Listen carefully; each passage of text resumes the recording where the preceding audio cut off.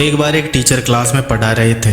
बच्चों को कुछ नया सिखाने के लिए टीचर ने जेब से 100 का नोट निकाला। अब बच्चों की तरफ वह नोट दिखाकर कहा, क्या आप लोग बता सकते हैं कि यह कितने रुपए का नोट है? सभी बच्चों ने कहा 100 रुपए का। टीचर ने कहा, इस नोट को कौन कौन लेना चाहता है? सभी बच्चों ने हाथ खड़ा कर दिया। अब उस टीचर ने उस नोट को मुट्ठी में बंद करके बुरी तरह से मसला, जिससे वह नोट बुरी तरह से कुचल सा गया।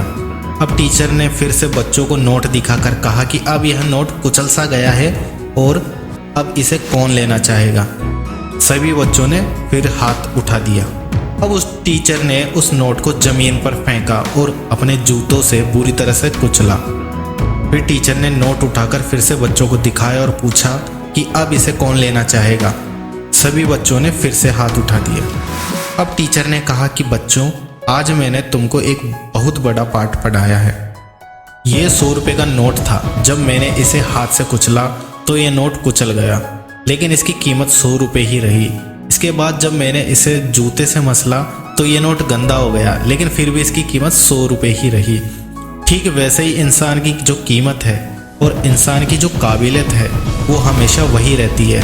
आपके ऊपर चाहे कितनी भी मुश्किलें आ जाए, चाहे जितनी मुसीबतों की धूल आपके ऊपर गिरे, लेकिन आपको अपनी कीमत नहीं गंवानी है। आप कल भी बेहतर थे और आज भी बेहतर हैं।